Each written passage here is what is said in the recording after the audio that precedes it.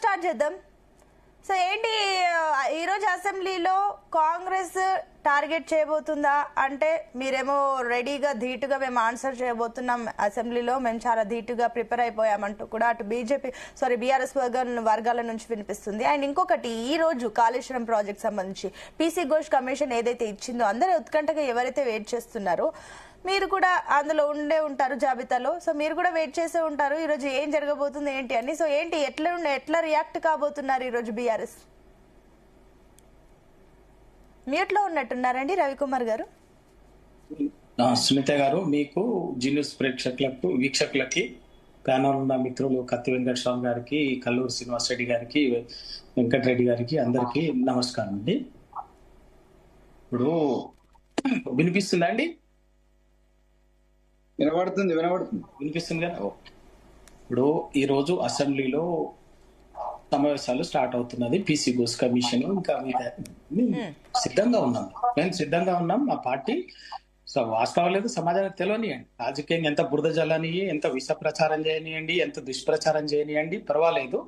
తప్పకుండా కాళేశ్వరం ఏంది, దాని లక్ష్యం ఏంది, దేనికోసం ఉంది, తప్పనిసరిగా తెలంగాణ సమాజానికి తెలియాలి. దాని మీద జరుగుతున్నటువంటి విష ప్రచారం ఏంది, దుష్ప్రచారం ఏంది, తెలంగాణ పట్ల రెండు జాతీయ పార్టీలు చేస్తున్నటువంటి కుట్ర అయింది. ఖచ్చితంగా తెలియాలి, సమాజానికి తెలియాల్సింది. అసలు కాళేశ్వరం అన్నది ఇప్పటికీ మాట్లాడేటటువంటి వాళ్లకు సగం మందికి కాళేశ్వరం అంటే ఒక మేడిగడ్డ అనుకునేటటువంటి వాళ్ళు 90% ఉన్నారు. కాళేశ్వరం అంటేనే మేడిగడ్డ అనుకునేటటువంటి వాళ్ళు ఉన్నారు, 90% ఉన్నారు. దీంతో వాళ్ళ విస్తృతంగా చర్చ జరగడం వల్లనే కాళేశ్వరం అంటే ఒక మేడిగడ్డ కాదు, మేడిగడ్డ లాంటి 100 ప్యాకేజీలు ఉన్నాయి, 100 ప్రాజెక్టుల సమాహారం అనేది వాళ్ళు ఎంతో కొంత ఒక సెక్షన్ ఆఫ్ ది పీపుల్ కి అర్థమైంది. దాంట్లో పీసీ కమిషన్ ఘోష్ నివేదిక అనేది వాళ్ళ అసెంబ్లీలో చర్చ బాజాప్తా జరిగినాయి. మా వాళ్ళు నిన్న మా పార్టీ తరఫున కూడా ఇంకా ఏంటి ఓకే పీసీ ఘోష్ కమిషన్ పెట్టడానికి మీరు కూడా సమ్మతిస్తున్నారు, మంచి విషయమే. కానీ ఇందాక శ్రీనివాస్ రెడ్డి గారు ఒక అంశాన్ని లేవనెత్తారు, ఏదైతే మెగా ఇన్ఫ్రాస్ట్రక్చర్ గురించి అసలు ఇంతవరకు ఆ విచారణలో ప్రస్తావన రాలేదు, దాని గురించి నోరెత్తలేదని. సో మీరు కూడా ఆ మాటకి ఏకీభవిస్తున్నారా? మీరు కూడా అదే ఫీల్ అవుతున్నారా బీఆర్ఎస్ నుంచి? సునీత గారు, నేను చెప్పడంలో ఉద్దేశం కూడా అదే. నేను కాళేశ్వరం ప్రాజెక్ట్ అంటే ఒక మేడిగడ, సుందిల్ల, అన్నారం 3 బ్యారేజీలే కాదు, అటువంటి దాదాపు 100 ప్యాకేజీల సమాహారం.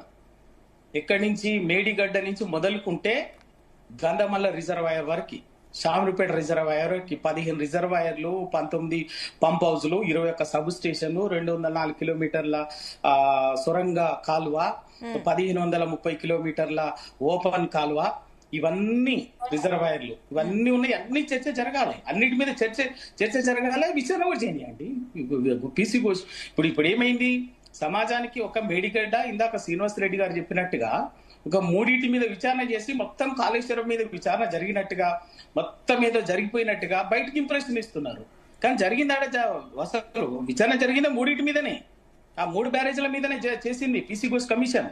కానీ బయటికి ఇస్తున్నటువంటి, సమాజానికి ఇస్తున్నటువంటి ప్రచారం, దుష్ప్రచారం అనేది చాలా దుర్మార్గంగా ఉంది. తెలంగాణ పట్ల రెండు జాతీయ పార్టీలు వ్యవహరిస్తున్నటువంటి కుట్ర అనేది చాలా స్పష్టంగా ఉన్నది. తప్పనిసరిగా ఫేస్ చేయడానికి మేము సిద్ధంగా ఉన్నాం. అందుకే మా వాళ్ళు కూడా నిన్న మా పార్టీ టీఆర్ఎస్ ఎల్పీ తరఫున కూడా స్పీకర్ గారిని కలిసి తప్పనిసరిగా దీన్ని మాకు ఒక్క చర్చకే కాదు, పవర్ పాయింట్ ప్రెజెంటేషన్ కి అవకాశం ఇవ్వండి, మైక్ కట్ చేయకుండా మేము తప్పనిసరి ప్రతిదీ మాట్లాడటానికి అవకాశం ఇవ్వాలని చెప్పేసి మేము అడిగినాం. పీసీ ఘోష్ కమిషన్ అనేది ఎంత రాజకీయ దురుద్దేశంతో కూడుకున్నదో, ఎంత రాజకీయ కుట్రతోటి చేసిందో. పీసీ ఘోష్ కమిషన్ ఇచ్చినటువంటి నివేదిక 660 పేజీలు ఇచ్చినప్పుడు అదే 60 పేజీలు ప్రిసెస్ చేసి సమరైజ్ పేరు మీద బయటి సమాజానికి పెట్టడమే దాని వెనుకున్నటువంటి క్లారిటీ తీసుకుందాం. ఒకసారి బీజేపీ నుంచి, కాంగ్రెస్ నుంచి కూడా క్లారిటీ తీసుకుందాం. రవికుమార్ గారు మళ్ళీ వస్తారు. స్వయంగా కోర్టే తప్పు పట్టింది. 660 పేజీల నివేదికని 60 పేజీలు మీరు ఎట్లా పెడతారు, మీరు మొత్తం పెట్టకుండా, అసెంబ్లీలో చర్చించకుండా పబ్లిక్ డొమైన్ ఎట్లా పెడతారు, తీసేయండి అని చెప్పేసి చెప్పింది.